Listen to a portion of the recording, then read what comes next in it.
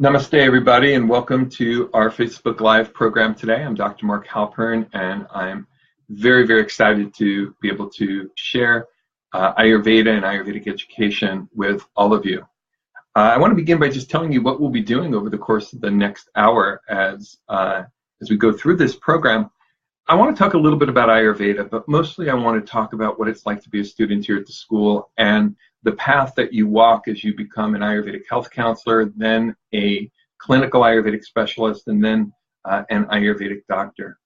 And I think particularly this is really important today, right now, at this time as we're going through the challenges that we're going through in this country, but not only in this country, all throughout the world, we're seeing so much disharmony. And so this is so important for bringing harmony, balance, peace, and love into the world. I want to begin today's program just as we begin our classes, since one of the purposes is to help you to understand what it's like to be an Ayurvedic student. I thought we'd begin with the way in which we begin classes. So I'm going to begin with a very short meditation. We do it a little bit longer in class. And then I'm going to be chanting, and I'll be chanting a mantra. I'll be chanting the Gayatri mantra, which is a beautiful mantra of light that illuminates truth, that illuminates the divine essence within all of creation. I'll also be chanting a mantra to the divine healer. In Ayurveda and in yoga, the divine healer is called Lord Dhanvantri. And so I will be chanting a mantra to Lord Dhanvantri. So let us begin now. If you're at home and you can just settle down for a moment, close your eyes, let us go ahead and begin.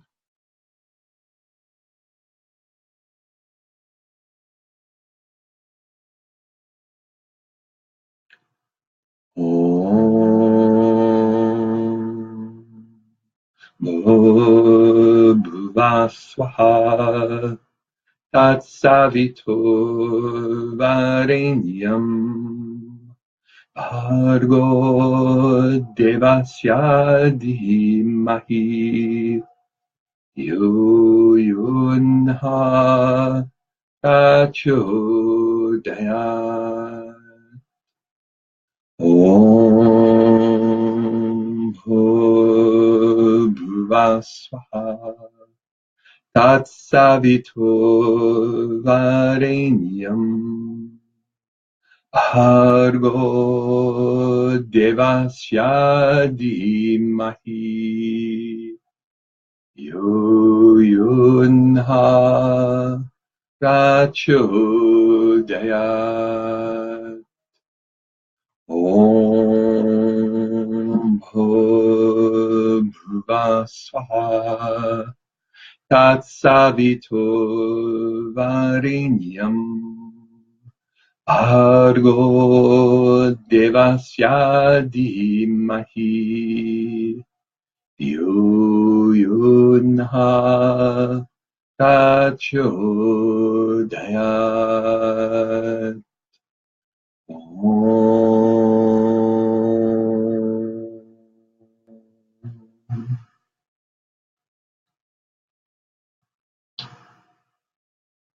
That was the Gayatri mantra. And now the mantra to Lord Dhanvantri, the divine healer. Om Dhanvantram Murtaye Namaha. Om Dhanvantram Murtaye Namaha. Om Dhanvantram Murtaye Namaha. Om Dhanvantram Murtaye Namaha. Om Dhanvantram Murtaye Namaha. Om Dhanvantram Murtaye Namaha. Om Dhanvantram Murtaye Namaha. Om Dhanvantram Murtaye Namaha. Om Dhanvantram Murtaye Namaha. Om Dhanvantram Murtaye Namaha. Namaha.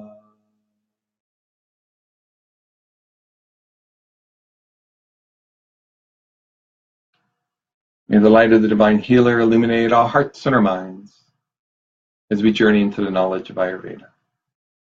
Om Shanti Shanti Shanti.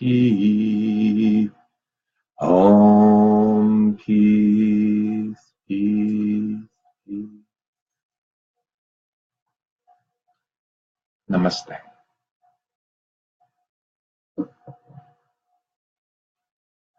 So Ayurveda is the traditional medicine of India, and it's also the healing side of yoga. Yoga and Ayurveda are intimately connected to one another. You could say that Ayurveda is the healing side of yoga. Yoga is the spiritual tradition that lies behind Ayurveda.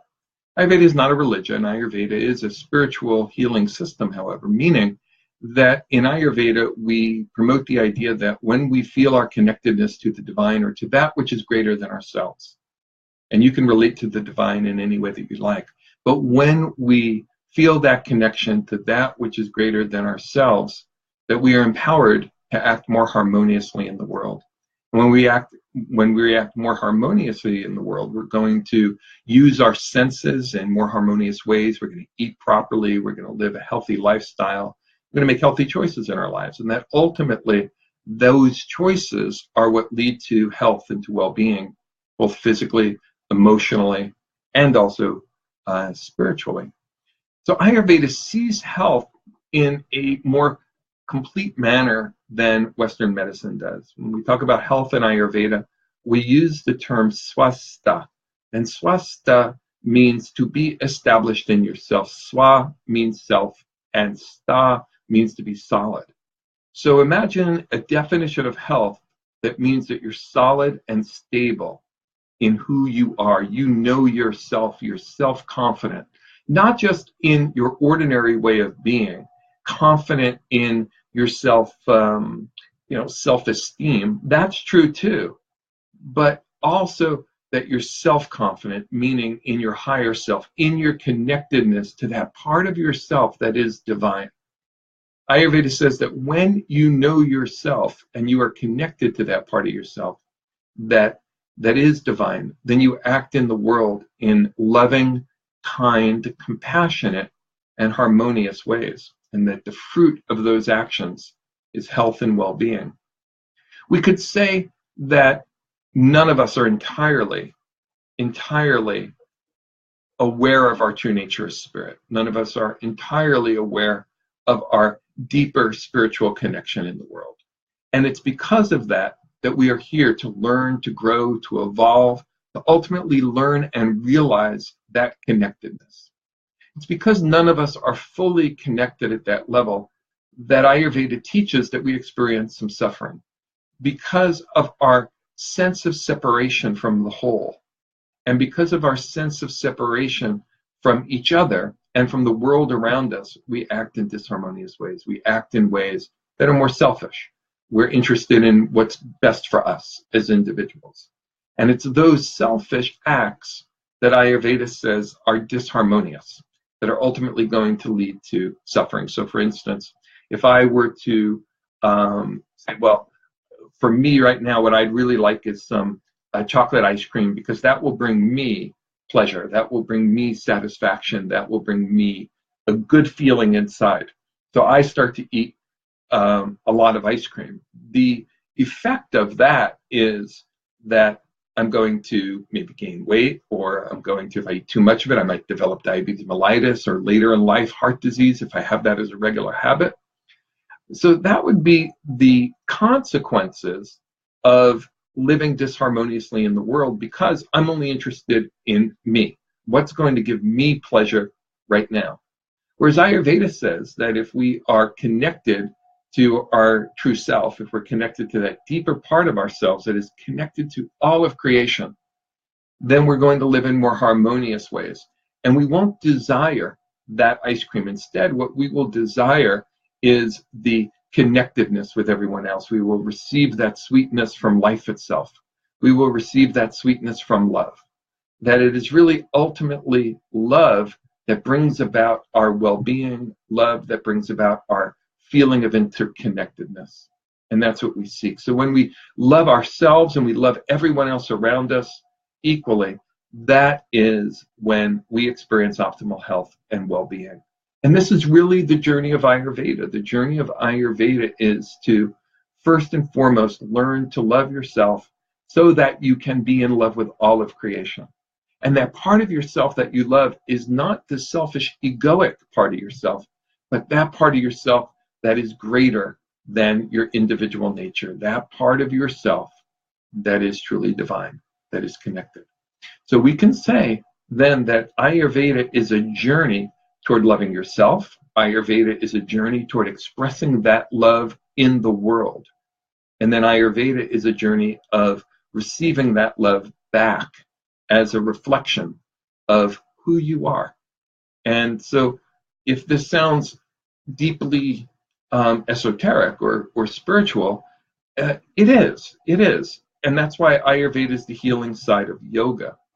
And we can say that the path to optimum health parallels the path to enlightenment.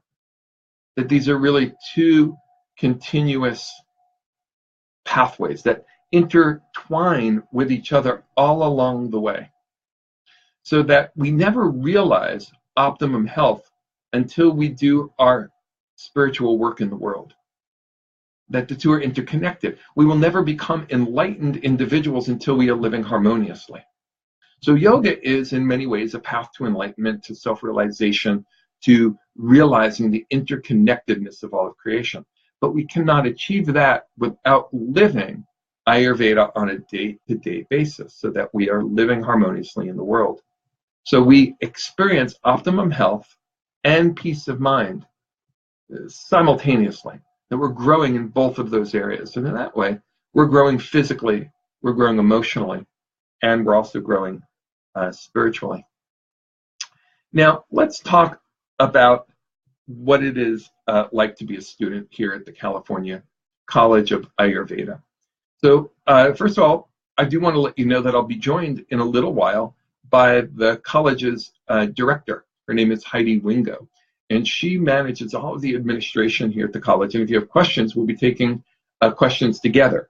Some just about Ayurveda, some about the administrative components of the school, whatever it is that you would like to ask.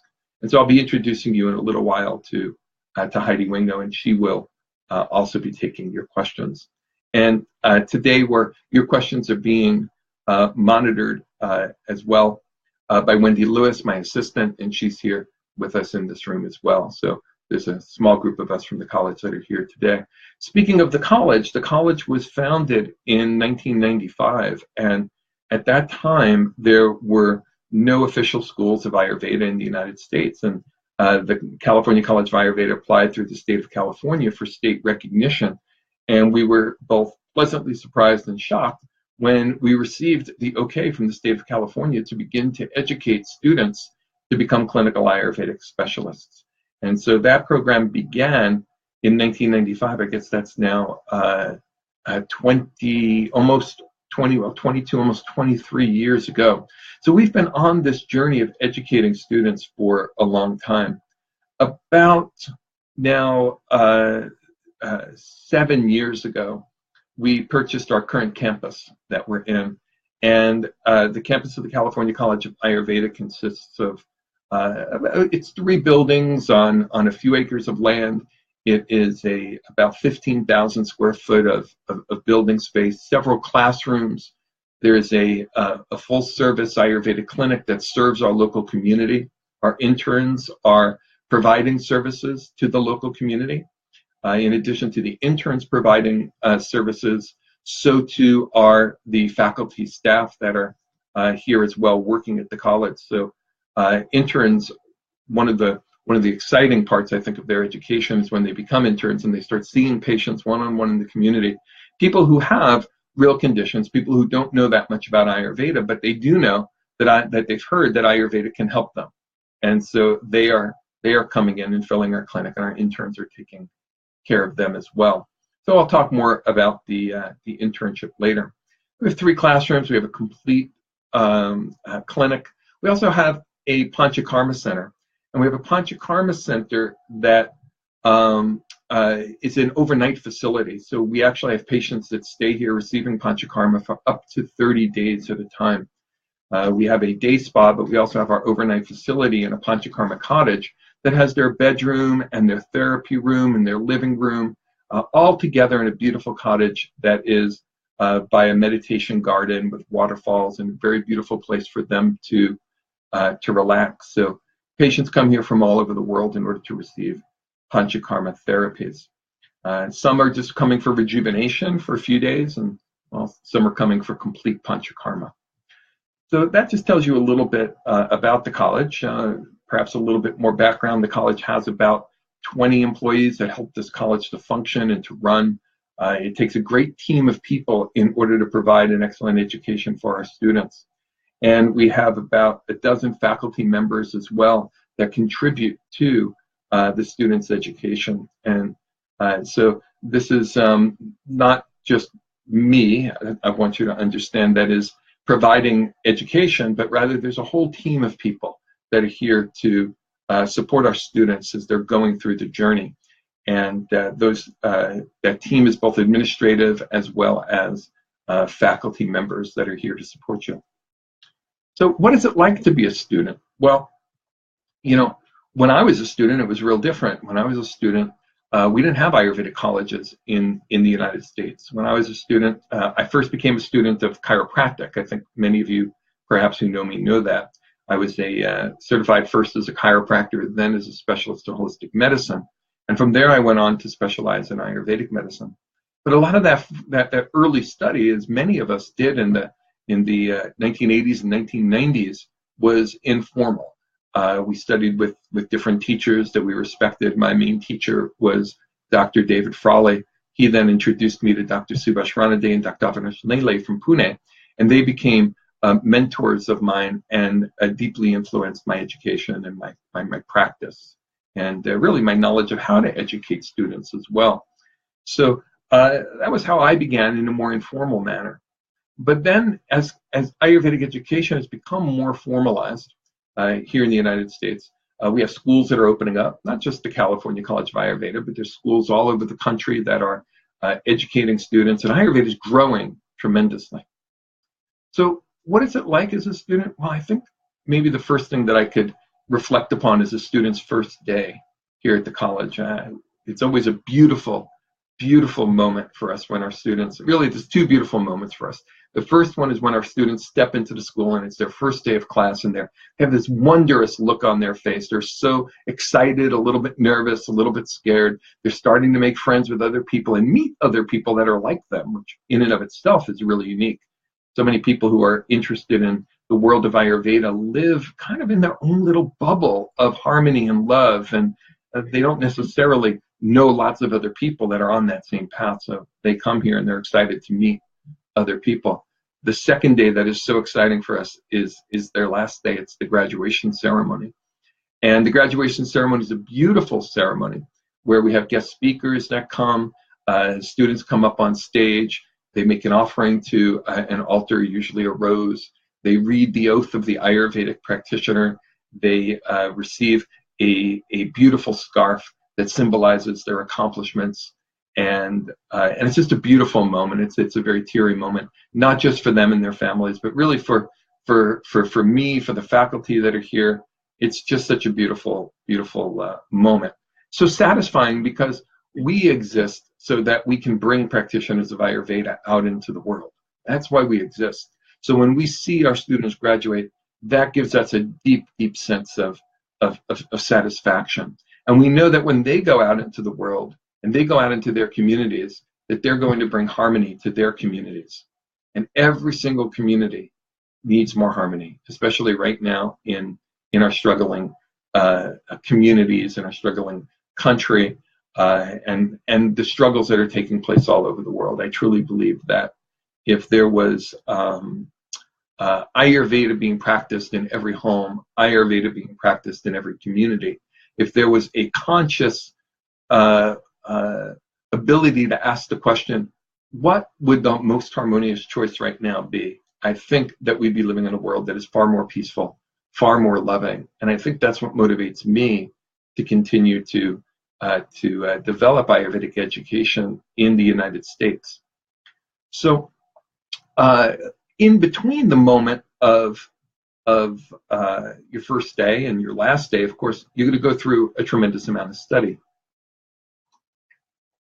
Now, that study begins with a textbook that you'll use that I wrote called Principles of Ayurvedic Medicine. That's the textbook for the Ayurvedic Health Counselor Program. And the textbooks for the clinical Ayurvedic Specialist Program and the Ayurvedic Doctor Program are called clinical Ayurveda, Volume 1 and Volume 2. And these are the textbooks that take you through all the disease systems in the body as you're going through the program. Now, these textbooks were developed as a review of the 6 classical textbooks in Ayurvedic medicine. So these textbooks come from the Charaka Samhita, which is the oldest of the textbooks in Ayurvedic medicine. It was written between 500 BC and some say as early as 1500 BC. The Ashtanga Hridayam, the Ashtanga Samgraha, Shushrut Samhita, the Sarangadhara Samhita, Madhava Nidanam. These are the various textbooks that all of the knowledge of Ayurveda comes from. And so when you study here at the California College of Ayurveda, what we've done is we've taken the knowledge from these textbooks and reorganized them into a manner in which a Westerner can easily study it and get a full and complete and authentic and traditional Ayurvedic education. And that's very, very important to us. While we're promoting Ayurvedic education in the West, we've been promoters of very high standards of Ayurveda here in the United States. Many of you probably know or perhaps heard that I'm one of the founders of the National Ayurvedic Medical Association, the National Council on Ayurvedic Education, the California Association of Ayurvedic Medicine. In addition to my work developing the college, my dharma, my work in this world is to build a profession for Ayurveda. And when we established the National Ayurvedic Medical Association back in 1998, one of the insistences that I had is that the bylaws protect the spiritual integrity and the authentic integrity of Ayurvedic medicine here in the United States. And so we have been promoters of that idea, and I believe that that's happening really, in the better programs throughout the country. So when you're going through your education, it's not just an intellectual education. It's more than an intellectual education. It is an education of the heart. We say that when you study, all that knowledge is up here in your head. But it only begins to make sense when it trickles or drips down to your heart. Because in Ayurveda, we say that the heart is the seat of your consciousness. And it's there that true learning takes place. Anybody can learn information. But Ayurveda is so special. It is so different. It's not just regurgitating information that is important. It is embodying that information. And when it enters your heart, it enters every cell of your body, and you become that which you are teaching. You become that which you are studying. And that's a deeply personal and deeply emotional, in many cases, journey. So that the journey of each student is one of really looking at themselves first. Where am I living in harmony, and where am I living out of harmony? And how is the disharmony in my life contributing to the suffering that I have? And if I can begin to understand that in me, then I can begin to understand it in my patients. So eventually, all our students will have busy practices, we hope. And so they need to understand their patient's journey by understanding their own journey. And this is deeply important. This is why it's so important to not only to learn Ayurveda, but to practice Ayurveda in one's own life. And it's a challenge. It's a challenge. It's not a challenge intellectually to understand that we have certain practices we should do in the morning. We should do some Ayurvedic massage in the morning, or we should do some neti in the morning, or we should put some oil in our nose or in our ears, or do different practices. It's not hard to understand that. It's not hard to learn in one's mind that we should do that.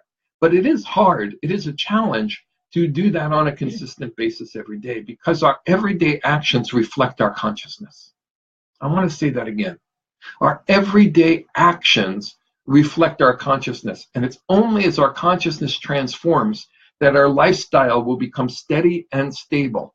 And we will then experience swastha, steadiness, or to be established in ourselves. That journey that we're going through is personal, because we each have different obstacles. Our obstacles are our belief systems. Our obstacles are how we see ourselves, how we value ourselves, how we value life in general. And so it's a journey, it's a personal journey our students are walking as they go through the program. And it's an emotional journey, because as we go on that journey, we confront the obstacles. We're also confronting the lack of love in our own lives. We each have, to some degree, a lack of love in our life. Every single person. Ayurveda says that if you were the embodiment of love, that you would experience no suffering. So every single person has some degree of suffering. This is not to make anybody feel bad or guilty for that. It's to be human. It's to be human. We're on the journey to learn to love. We're on the journey to learn to receive love, to open our hearts more and more. That's the journey we're on. The difference between an Ayurvedic practitioner and the general public is not that the Ayurvedic practitioner is an enlightened master. It's not that the Ayurvedic practitioner is a perfect human being. The difference is that the Ayurvedic practitioner is conscious of their journey. They know where they are, they know where they're going, and they know how to get there. And with that, they're able to guide other individuals as well on that journey.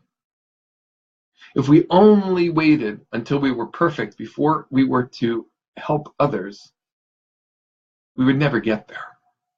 We never get there. Yoga teaches that when we do arrive at that place, that wonderful, high, blissful place of perfection, in yoga that's called asampragyata samadhi, when we arrive there, within 3 days, we'll be dead. Why? Because at that point, there's no dharma. There is no service left in the world. There's no more reason to participate in the maya, in the illusion. We have completely transcended it. And with that, we will sit quietly in meditation and not eat and not drink. And we will not leave this body because we are depressed. We will leave this body because we are light and full of love.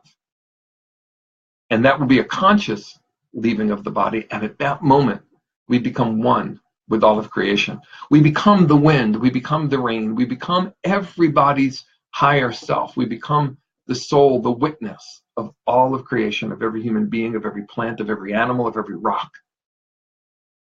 We become the essence, Swarup, of all of creation. Well, that's a long ways away for most of us. It's a journey that we're on. And for all the Advaita Vedantins out there, yes, you can achieve it like that right now if you decide you want to. But it is a challenge to wake up and decide that that's what you want right now in this moment. And so it's a journey, a preparation to be ready for that. And the journey of being an Ayurvedic student is part of that preparation. It is advancing your knowledge, but it's also advancing you on the level of your heart, your emotions, and your connectedness to all of creation. And I think that's really the most important part of what it's like to be a student. Oh, there's so much of the academic things you'll study. You'll study the 3 doshas. You'll study how to do diagnosis. You'll study Ayurvedic pathology, what went wrong in the body, what went wrong in the mind, Ayurvedic psychology. You'll study nutrition. You'll study an introduction to herbalism. You'll study color therapy, aromatherapy, sound and mantra therapy. And that's all just part of the counselor program. When you get into the clinical program, the next level, you'll start to study panchakarma. And you'll also start to study advanced pathology and advanced herbalism. You're going to start learning how to design herbal formulas for all the different conditions and systems of the body. You're going to be learning about all the diseases of the digestive system, the respiratory system, the urinary system, the cardiovascular system, the nervous system, women's health modules on the female reproductive system and on preparation and the management of pregnancy. You'll be learning about chronic diseases, dermatology, ears, eyes, nose, and throat. You'll be learning about all of these things and more as you become a clinical Ayurvedic specialist.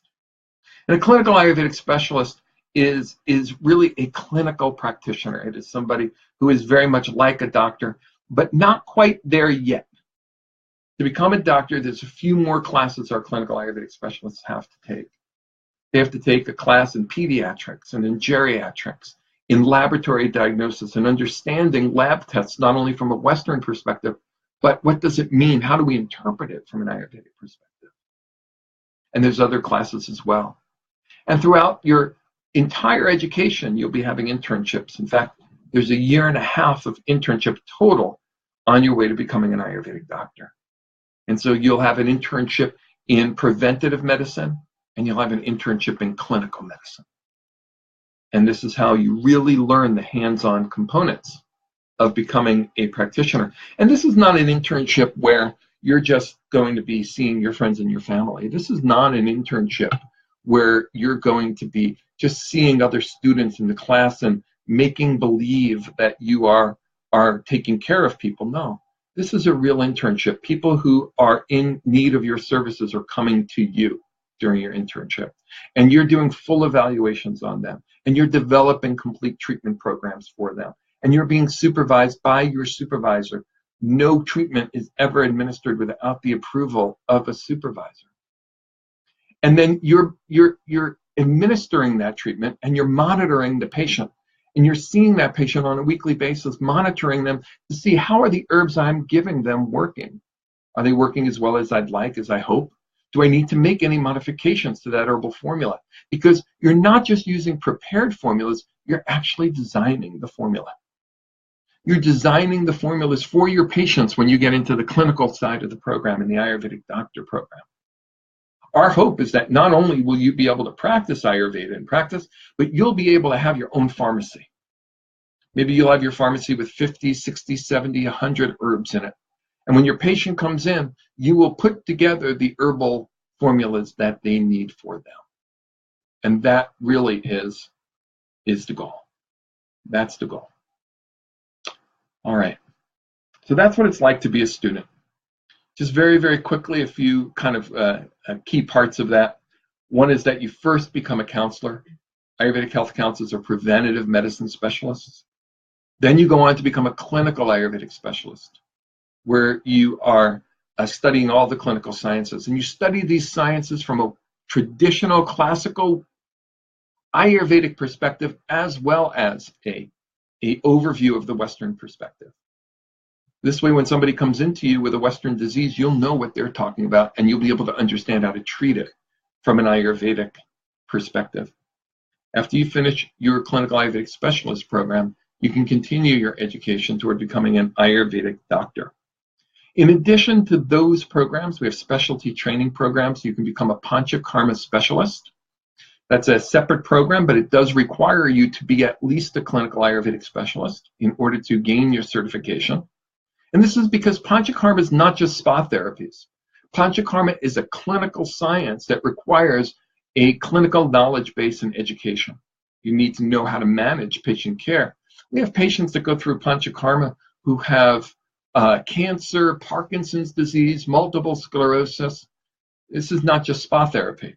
Of course, we do have spa therapies in Ayurveda too, but that's a preventative medicine component. Panchakarma is different. We don't have time to go into it today, but perhaps at another live event, we'll do that. There's also some other specialties. You can take workshops, 2-week intensives on becoming an Ayurvedic yoga therapist if you're a yoga teacher.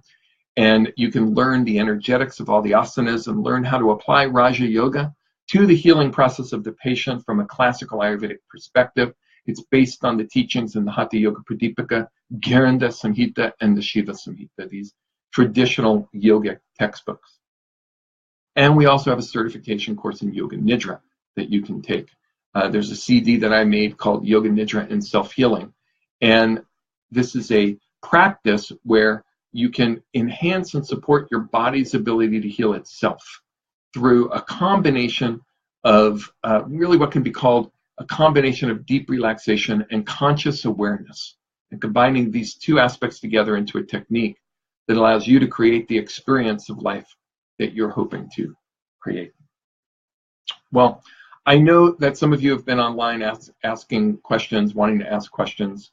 So we're going to just take a moment to gather those together. I'm going to ask Wendy to kind of go through the list and gather some questions together. But before we do that, I want to take a moment to introduce you to Heidi Wingo. Heidi Wingo is the school director, and she is really the person in charge of making sure that your educational experience is a smooth one from the moment you come to school until the moment you graduate. We're not perfect, but we try our best in order to support you in every way that we can. And Heidi is really the backbone of making that happen, and she supervises a team of nearly 20 people to support you to allow that to happen. So I just want to introduce you to Heidi Wingo right here. Heidi is sitting next to me. Excuse me, good morning. I hope everybody's having a wonderful Thursday out there. We're so happy to be doing this very first live event to answer questions and help you understand about our program and the life of an Ayurvedic student and what it means to start your journey and continue it through to becoming an Ayurvedic doctor. So I'm here to help answer any of the administrative questions now and of course beyond this moment. So let's look at some of the questions that we've got and see what we can answer. Thank you, Heidi. Absolutely. All right, so I'm going to keep Heidi on the screen with me for a little while because I don't know where those questions are going to lead.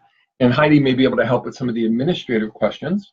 So let's just see what questions have been coming up. Wendy, by the way, Wendy is here. She doesn't like to be on camera and she gets a little bit shy. But I'm going to put her on for just a minute so you can see her. I think we have just lost our feed for a moment. All right, if you can hear me, just we have frozen here on our screen, and we're not sure if you have. Wendy, are you seeing us on your screen? Yes. Are you seeing us frozen or live? Live. Okay. We'll just assume that we're frozen. And if you're seeing us live, then maybe we can turn this and show you Wendy. Let's see her. Say hi, Wendy. Hi, everyone. Wendy is my assistant, and she does a wonderful job helping to keep everything organized in my world, so I appreciate her very much. All right, so we're going to begin with some questions. Wendy, do you have one for us? Let's see, can courses be done online? If yes, how many, or is it all done on campus? Okay, that's a very good question. So we have programs that are, of course, live in the classroom here. We also broadcast our classes live, similar to what we're doing here, except we use a special technology, a special program. And so you can be in the classroom and be anywhere in the world. We have students in Japan, we have students in we've had students in India, we have students in Europe, really Canada, all over. And you're treated just as anyone else would be in the classroom, live in the classroom. You have to be in class on time, dressed appropriate. And the teacher calls on you, just like they call on anyone else in the class. And you're broadcast into the class. So all the students see you, and you're able to see the teacher, and you're able to see the teacher's presentation. And at times the teacher turns the camera to the students, and you're able to interact with the other students as well. So you're held accountable to the same standards as if you were in the classroom. Now, in addition to that, we have a different program for distance students called distance learning. Now, that first program, we call that Veda Web. The distance learning program is where we assign you to a mentor who is going to supervise your education from the beginning until the very end of your academic education. And then you will join in with the interns when they get into their internship. And that's a distance program. It's a highly structured, not an open-ended program. It's not like you're receiving a book and questions and told to just go and fill it out and take 2 years to do that. You have meetings with your master teacher every single week. And that's really what makes it so incredibly effective. You have a brief meeting every week, a long meeting every month, and one long meeting every month. You come for intensives. So that's the distance learning program. So you can take this program in a variety of different formats. The in-class programs are either the full-time weekday program or we have a special weekend program as well. And both of those programs are broadcast live over the internet. Multiple ways in which you can join our classes. And that's, I think, one of the things that our students love about our programs is that you can join from a distance.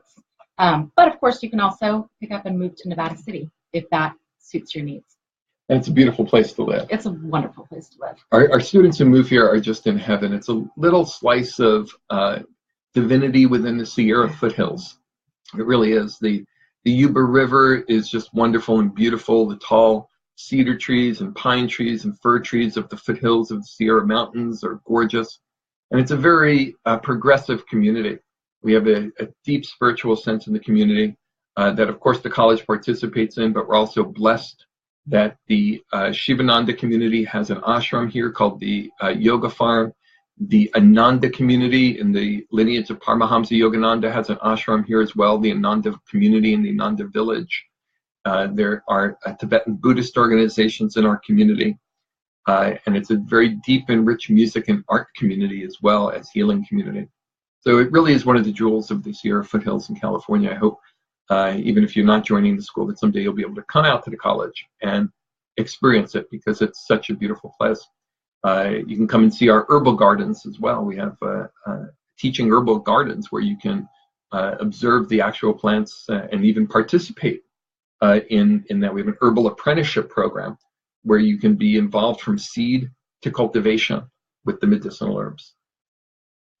Wendy, do we have another question? We do. What is your knowledge about mercury ash? Mercury ash, that's a bosma, and here in the United States, we're very cautious about using bosmas or the ashes of various metals. Bosmas are, they're metals that in their raw form are toxic, but they go through a purification process to become non-toxic. But because it's not very regulated here in the United States, there is concern about the completeness of the purification process of the metals. So the FDA has advised that these not be utilized here in the United States, although Indian medicines that are being imported from India do have these in there. It's a big subject. It's one that's been written up in the Journal of the American Medical Association, the British medical journals. There's concern about the metals, and so it's not a concern that I necessarily share. But because of that, here at the college, we do not have our students utilize it because of the concerns for the legality of it in the United States. Now, as Ayurveda continues to develop here in the United States, and we can do more testing on the bosmas and more standardization of the production of medicines, then I believe that will be a major step forward in being able to have those powerful medicines available here in the United States, because the bosmas themselves are wonderful, and the mercury bosmas are legendary for their capacity to rejuvenate the human being, particularly in parts of South India. Okay, another question? How long does it take to do the counselor program, the clinical program, and the Ayurvedic doctor program? Well, it takes it depends on which format you're in, first of all. If you're in the full-time format or you're in the weekend format, it takes a little bit of a different amount of time. Generally speaking, to become a counselor, the academic and the internship components of that combined to become an Ayurvedic health counselor, it takes about full-time a year.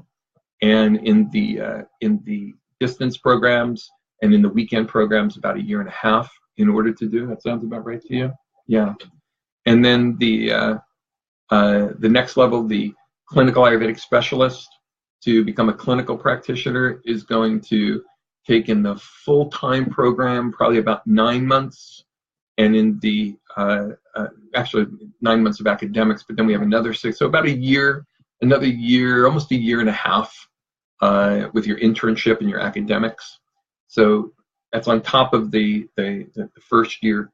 And then it takes about another 6 to 12 months to complete the doctor program as well. So the entire program to become an Ayurvedic doctor would take, if you were to look at it like a normal academic type of program, it's about a 4-year program, but we have an accelerated year-round approach to education. So most people can finish it if they stay steady with it in 3 to 3.5 years. But it's a complete program. So the preventative medicine specialist, the Ayurvedic health counselor, takes what was it about in full time a year? I'd say a year to 18 months, depending on, again, the format that you're in. Okay. And then another year to 18 months, depending on the format you're in for the clinical Ayurvedic specialist. So yes, I think most people can get it done in between 3 and 4 years if you're going the whole gamut, if you're going all the way to Ayurvedic doctor. Yeah. Okay. We have another question. Does the college offer financial aid?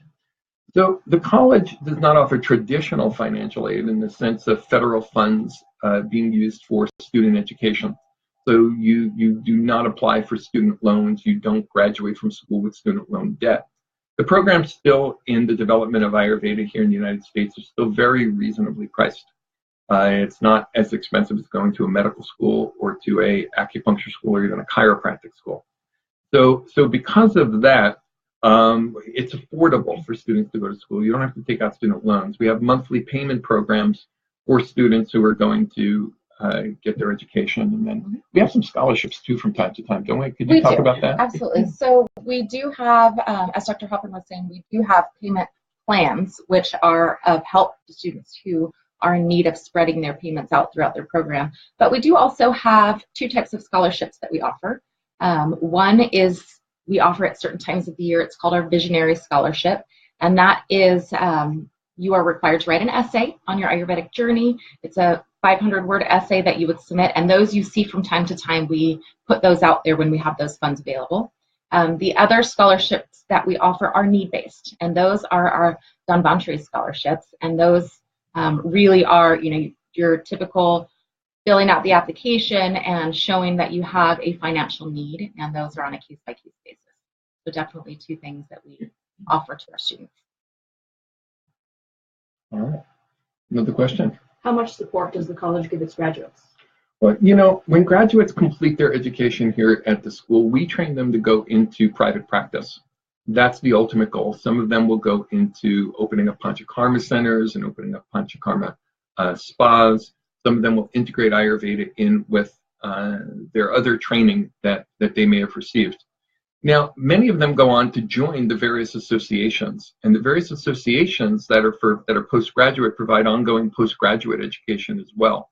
And so our graduates can go to, for instance, the National Ayurvedic Medical Association and go to their conferences, take classes there on business support, or take classes there on various clinical subjects.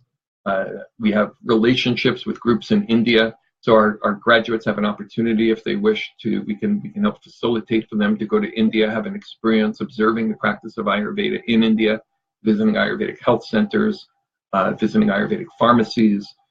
So we provide support in those ways to our students that are graduates. Now, one thing I didn't mention is that we also, during the internship, we're getting them ready for graduation and to be successful after they graduate during their internship.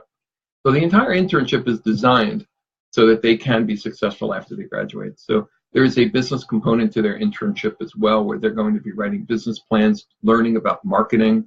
They're going to be participating in marketing activities during their internship, learning how to attract patients, as well as learning how to take care of those patients. So that our hope is that when they graduate, they'll have the tools that they need in order to go into private practice. Of course, there's nothing like experience. And so gaining experience is very important. There's also some private organizations out there that also offer continuing support on the business side for Ayurvedic practitioners. Well, and I also would like to just mention quickly that something that I feel is supportive that we do for our graduates is we offer an online directory. So there are often patients in the world who are looking for specifically CCA graduates because they know of the caliber of our graduates. So we do offer on our website, soon to be developed into a new website coming in by the end of the year, we actually have a directory. So we do that as well so that people around the world can come to us and actually find a CCA graduate near where they are. So we are supportive in that way where we are helping send people to our graduates because, like I said, they know how valuable our practitioners are that are out there. Yeah, I think that's pretty important because our school has a certain visibility throughout the country. So we get a lot of calls all the time from patients all over the country. And while we do some distance work with patients through the internet, a lot of times we feel it's best for them to see a local practitioner. And the kind of support you can get by seeing a local practitioner is often really better than you can do through Skype or through various techniques. And so we will recommend them to local practitioners in their community who are graduates of our program because we have confidence in the graduates of our program, and that's why we recommend them. Yeah. What are the prices for the programs? How do you want to take that? Absolutely. So I can list it out. We also, just so you know, in case you don't catch this, you have on our website, our catalog is there. So you've got this all listed out, all fees, all prices. But for the Ayurvedic Health Counselor program, it is $5,500 for the academic portion and $6,000 for the internship. And it is actually the same price for our clinical Ayurvedic specialist program. And then as you go into the Ayurvedic doctor program, it's a $6,000 tuition. Like I said, feel free to go online and check out our catalog just so you have it all in front of you. So the full education to become a counselor would be about $11,000. And full education to become a clinical practitioner would be $11,000 more, $22,000. Correct. And then the full education to become a doctor would be $6,000 more. So about a total of $28,000 of tuition. Exactly.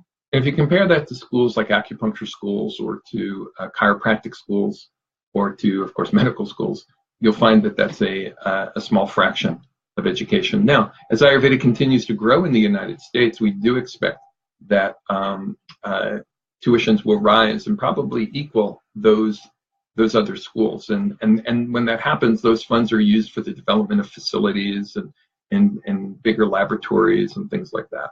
But right now, it's still early in the development of Ayurveda in the United States, and so that's why the tuition is so reasonable. Is there another question? Yes. When you say 3 years to become an Ayurvedic doctor, does that mean a master's in Ayurveda?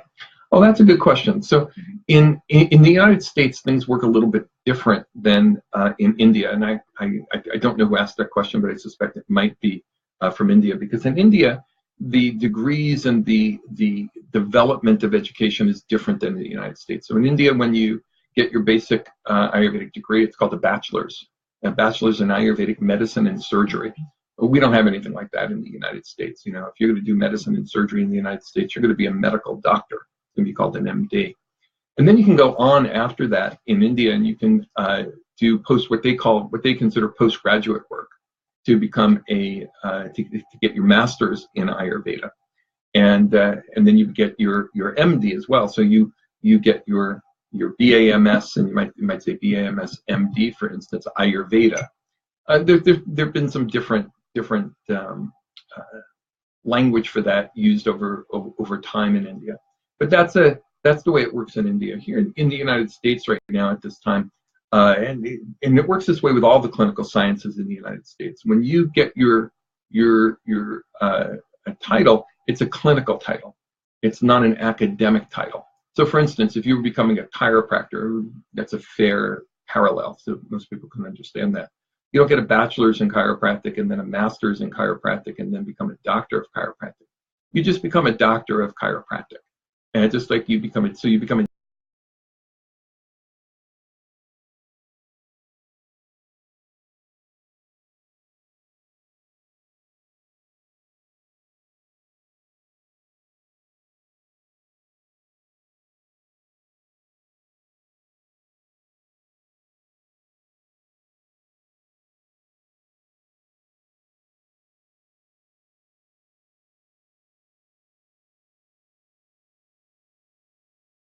we're using. All right, everybody, sorry about that. We're back. It looks like there was an interruption to our signal, the nature of doing a live broadcast. So here in the United States, it's much like it is with chiropractic, where you get your primary education and it leads you directly to a doctor, and you become a doctor of Ayurveda, or a parallel would be a doctor of chiropractic.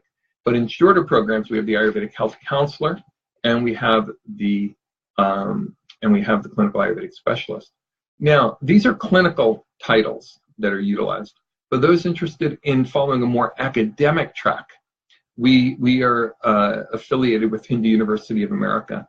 And Hindu University of America, which is located in Florida, accepts the credit work that you do here at the college toward a master's in Ayurveda. So you can get your master's degree in Ayurveda as well.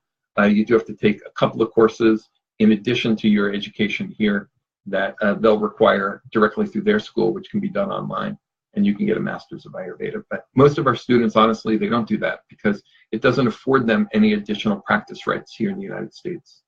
And yeah, did you want to add anything to that? Okay, great, thank you. Okay, we have a couple more questions. When does the next school year start? We start programs throughout the year. Could you talk about that a little bit? So we start programs, our schedule is typically spring and fall. So coming up here in October is our next Ayurvedic Health Counselor academic course. It's starting actually October 3rd. So you can start that. We, of course, have the distance learning program that we spoke of earlier. That starts on the 1st and 15th of any given month. So that is an ongoing opportunity that you have to join that program. Beyond the October class, we start the Ayurvedic Health Counselor course again in March, where we will have, of course, a full-time class starting. We will also have a weekend class starting in March, and then, again, the ongoing distance learning classes. So definitely, if you're interested in looking at those exact schedules, reach out to us, and we can provide you with those so you can start making your plan. Although we may have time for one or two more questions, I don't want to forget to let everybody know that if you need more information, go to our website, which is ayurvedacollege.com. You can also make an appointment to speak with one of the counselors that are here at the school, one of the part of the academic counselors, and they're able to answer your personal questions and work with you individually on your application. There's an application process that you go through, and so they can assist you. That would be your next step. Do we have time for one more question? Yes, one more. Can graduates work in other countries around the world? Well, that's a great question. Every country in the world has different laws. It's funny that way. If you're a medical doctor in China, you can't necessarily practice in the United States. If you're a Ayurvedic doctor in India, you can't call yourself an Ayurvedic doctor here in the United States. Laws are funny things like that. Every country has its own laws, and until we have some sort of universal, global standard and recognition, each country has to be looked at individually. Now, in some countries, it's more regulated, the practice of Ayurveda, than in other countries, and India is the most regulated, of course, because it has developed there. But as it's spreading around the world, more and more people in countries all over the globe are practicing Ayurveda, but each country is different, and you have to take a look at the individual country's rules and regulations. All right, I think we have time for one more. Okay, it says, if I sign up for distance learning and want to change to data web, can I do that? Oh, if you sign up for distance learning and then that's not working for you and you want to be in the classroom live over the internet or even be in the classroom, yes, you can transfer, and then you work with our academic team on how that transfer takes place. But you certainly don't lose credit. There are ways to transfer you. Yeah. Our goal is to support you to be able to get the education in the form that is going to work best for you. That's really what our goal is. Well, I want to thank you all for taking the time to be with us, and I just want to leave you with a closing thought. And the closing thought that I want to leave you with is that at the end of our lives, at the very, very end of our lives, the only thing that's going to matter is how much did we love and what is the quality of that love. And that's where we're going to be reflecting. And Ayurveda is a science of learning to express that love in the world through every harmonious action. Ayurveda is a science of learning to live love in every moment. That's the personal journey that each of us is on. That's the journey that Ayurveda is guiding us toward. And so it's my great hope for you, whether you become an Ayurvedic student or not in your future, that you, on your journey, grow, learn, and evolve, and that your heart opens one petal at a time so that you're able to both share more love and receive more love. And I'll just end with chanting Om together 3 times before we close. And if you're with me out there, go ahead and chant them.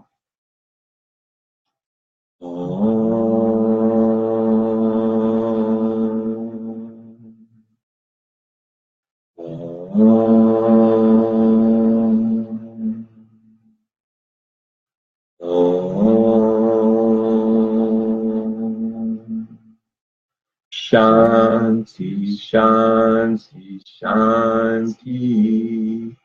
Om, peace, peace. Namaste, everybody. Have a beautiful day, beautiful evening, and a beautiful life.